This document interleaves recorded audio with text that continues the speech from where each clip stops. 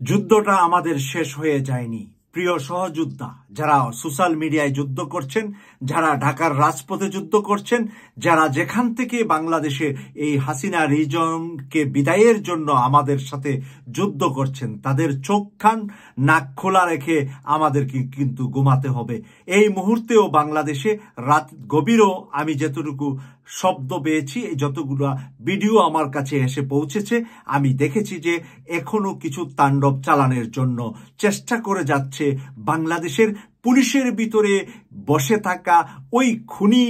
গ্রুপটা, যেই খুনি গ্রুপটা অনেকগুলা খুন খারাপির সাথে হাসিনা সরকারের সাথে জড়িত ছিল। তারা যে এখনো পুলিশে আছে, র্যাবে আছে এবং বিভিন্ন গোয়েন্দা সংস্থাগুলাতে চাকরিরত আছে। সেনাবাহিনীরও সেনাপ্রধানের পরে 5 জন জেনারেল আছে যারা নাকি বাংলাদেশকে যে কোনো সময় ডিসমিস করে দিয়ে বাংলাদেশে একটি আত্মঘাতী কোনো কাজকর্ম করে তারা যেন বাংলাদেশ থেকে বিদায় নিতে পারে, অথবা পাশের দেশের কোনো শক্তি প্রয়োগ করে তারা যেন বর্ডারটা ওপেন করে পালিয়ে যেতে পারে। সেই ধরনের কিছু কার্যক্রম কিন্তু এই যুদ্ধ এখনো চলছে। আমাদের প্রথম টার্গেটটা, আমরা গন্তব্যটা পৌঁছতে পেরেছি যে আমরা হাসিনাকে দেশ থেকে বের করতে পেরেছি, কিন্তু হাসিনার বানানো যে কুকুরগুলা বিভিন্ন জায়গায় আছে, সেই কুকুরগুলা এখন নিজের জীবন বাঁচাতে গিয়ে,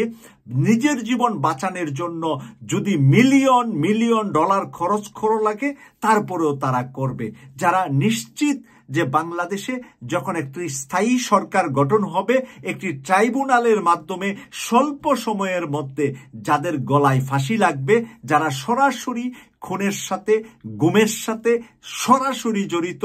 এই ছাত্রদের খুন গুম নয়, শুধু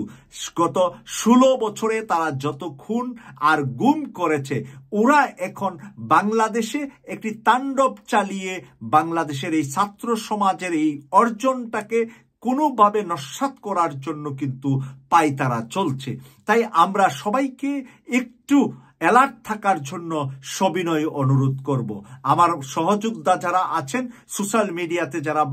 পৃথিবীর বিভিন্ন দেশ থেকে বাংলাদেশ নিয়ে ভাবেন, বাংলাদেশ নিয়ে কাজ করেন, তাদেরকেও সেই বিষয়ে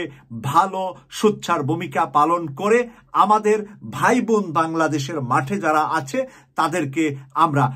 সংবাদগুলা তাদের কানে পৌঁছিয়ে দিতে হবে এবং তাদেরকে অ্যালার্ট রাখতে হবে, তাদেরকে পরামর্শ দিয়ে আমাদের সহযোগিতা করতে হবে। তাই আমরা বলবো আমাদের প্রিয় জন্মভূমির এই তরুণ সমাজকে, আপনারা আমাদের জন্য অনেক কিছু করে দিয়েছেন, আরো একটু সময় আপনারা ঐক্যবদ্ধভাবে তত্ত্বাবধায়ক সরকারের পূর্ণ গঠন আপনাদের পরামর্শই হবে এবং সেই তত্ত্বাবধায়ক সরকার হওয়ার পরে আমরা ওই তাণ্ডব লীলা খেলা ওলা হারুনের মতন অশ্লীল বেহায়া এবং খুনি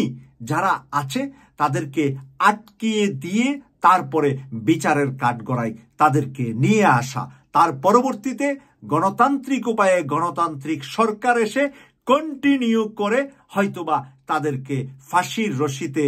আমরা ঝুলাবো এই 24 সালেই ইনশাআল্লাহ।